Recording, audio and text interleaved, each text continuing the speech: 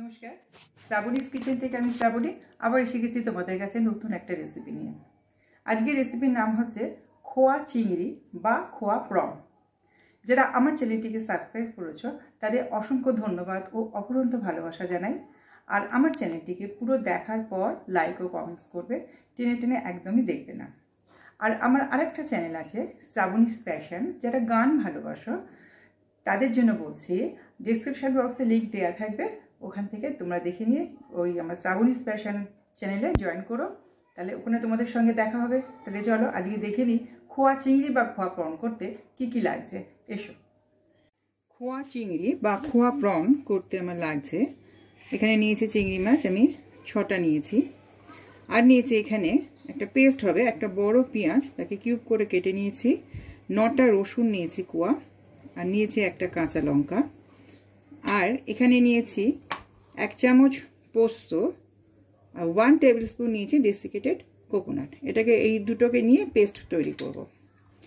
আর নিয়েছি এখানে খোয়া নিয়েছি 2 টেবিল স্পুন খোয়া আছে, তার সঙ্গে আর একটু কাঁচা লঙ্কা রেখে দিয়েছি, পরে আমি দেবো, এটাকে পেস্ট করব না কাঁচা লঙ্কাটাকে। আর এখানে হাফ কাপ দুধ নিয়েছি, তাতে আমি একটু জাফরান ভিজিয়ে রেখেছি, আর দেবো কেওড়া বাটার। তাহলে আমি এগুলোকে পেস্ট করে নিয়ে আসছি। আমি গ্যাসটা অন করে এটা বসিয়ে দিয়েছি, তাতে আমি দিয়ে দিয়েছি 2 টেবিল স্পুন সর্ষের তেল দেওয়া আছে এটা আমার। এতে আমি দেবো এবার জিরে, গোটা জিরে হাফ টিস্পুন,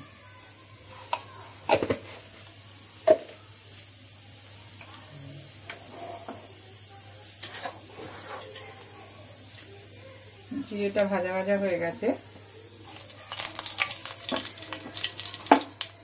এবার আমি দিচ্ছি পেঁয়াজ, রসুন আর কাঁচা লঙ্কার পেস্ট, আর পোস্ত আর ওই ডেসিকেটেড নারকেল, ডেসিকেটেড কোকোনাট দিয়ে দিয়েছিলাম, সেটা পেস্ট করে দিয়ে দিলাম।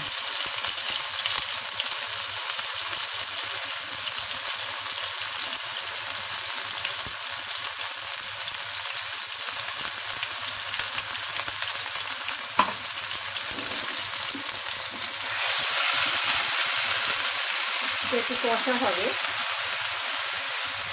পেঁয়াজের কাঁচা গন্ধটা চলে যায়, পেঁয়াজ আর রসুনের।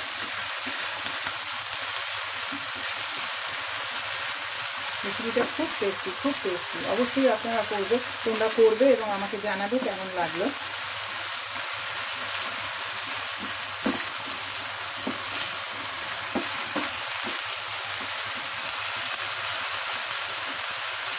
পেঁয়াজটা ভাজা ভাজা হয়ে গেছে, এরপর আমি দেবো এতে নুন, হাফ টিস্পুন নুন দিয়ে দিচ্ছি,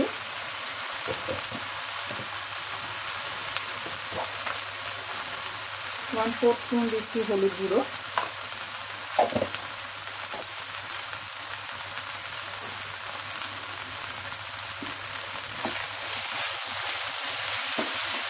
একটু ভালোভাবে কষিয়ে নেবো এটাকে।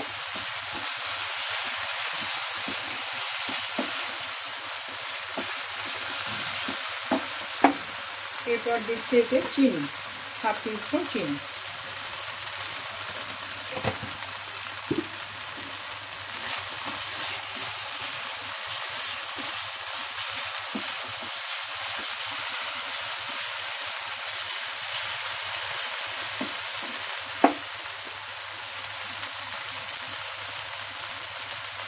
যেটা পেস্ট করেছি সেটা ধুয়ে একটু জল দিয়ে দিচ্ছি, জল একটু বেশি দেবো না।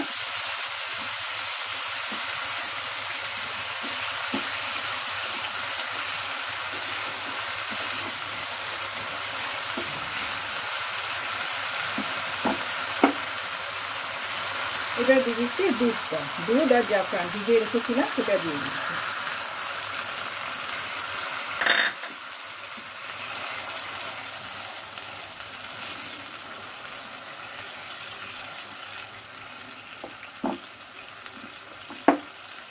এবার আমি এতে দিয়ে দেবো,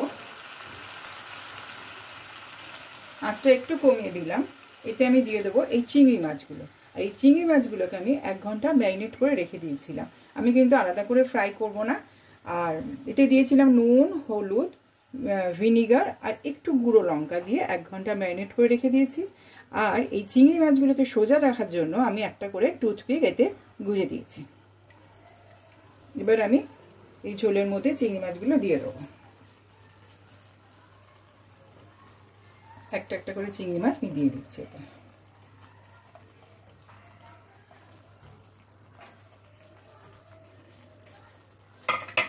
এবারে আমি একটু চাপা দিয়ে রেখে দেবো 3 থেকে 4 মিনিটের জন্য।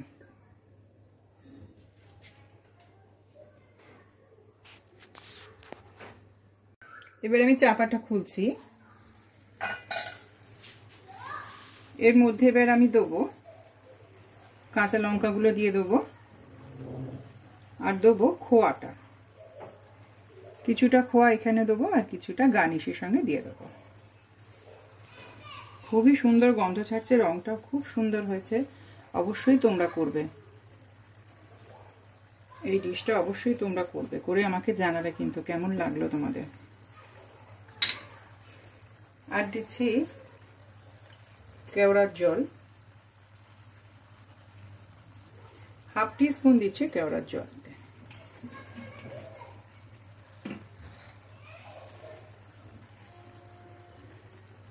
আর একটু ধনেপাতা ছড়িয়ে দিলাম।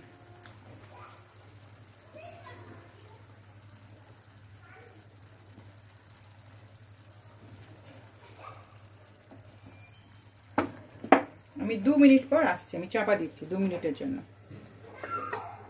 এবার চাপাটা খুলে দেখে নিই একবার। এটা হয়ে গেছে। এটা খুব পাতলা ঝোল হবে না, একটু গাঢ় গাঢ়ই হবে, আর বেশিক্ষণ সময়ও লাগে না। এটা চিংড়ি মাছ খুব তাড়াতাড়ি হয়ে যাবে। এবার আমি সার্ভ করে দেখিয়ে দিচ্ছি।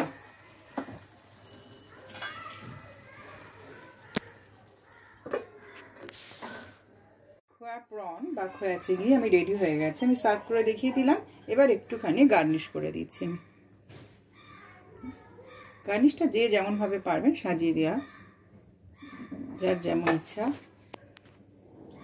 একটু ধনেপাতা দিয়ে দিলাম, ওর উপর থেকে একটুখানি খোয়া ছড়িয়ে দিচ্ছি। আমি একটু খোয়া রেখে দিয়েছিলাম।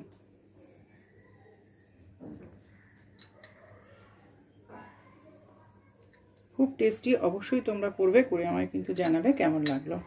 এটা একটু মিষ্টি মিষ্টি ভালো লাগে, আর ঝাল যদি কেউ পছন্দ করে বেশি দিতে তো দিও। তো রেডি হয়ে গেছে আমার খোয়া প্রন বা খোয়া চিংড়ি।